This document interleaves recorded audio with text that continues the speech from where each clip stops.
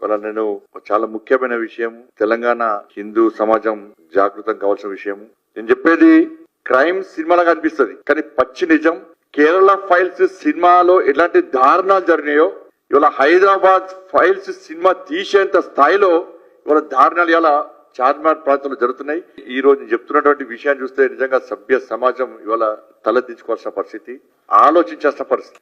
ఏ ప్రభుత్వానికైనా కూడా ప్రజల యొక్క సంక్షేమం ఎంత ముఖ్యమో భద్రత అంత ముఖ్యం. ఈ ప్రభుత్వాలు ప్రజలను రక్షించడానికి ఎంత తీవ్రమైన చర్యలు తీసుకుంటే ప్రజలు అంత సంతోషంగా ఉంటారు, అంత క్షేమంగా ఉంటారు. ఒక దారుణమైన సంఘటన పాత బస్తీలో జరుగుతున్నాయి.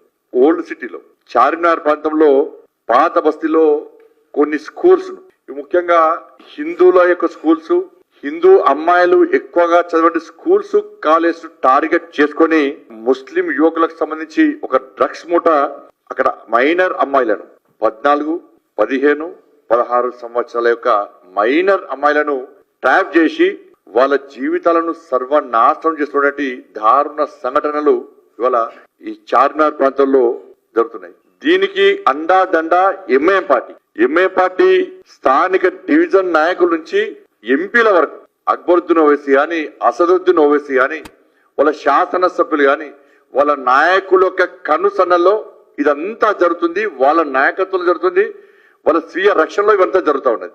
ముస్లిం అమ్మాయిలు ఎక్కువగా చదివే స్కూల్స్ టార్గెట్ కాదు, వాళ్ళంతా ప్రశాంతంగా చదువుకుంటున్నారు. వాళ్ళు చదువుకోవాలి, మాకు ఇబ్బంది లేదల్లా. కానీ ఎక్కడైతే హిందువుల యొక్క స్కూల్స్ ఉన్నాయో, హిందూ అమ్మాయిలు ఎక్కువగా ఉన్న స్కూల్స్ కాలేజెస్ ఉన్నాయో వాటిని టార్గెట్ చేస్తున్నారు. ఫస్ట్ ఒక అమ్మాయిని ట్రాప్ చేసి అమ్మాయిని ఒక ఫంక్షన్ పేరు మీద పిలిపించి, ఒక ముస్లిం అమ్మాయి బర్త్డే అని పిలిపించి ఆ అమ్మాయికి చాక్లెట్ ఇచ్చారు.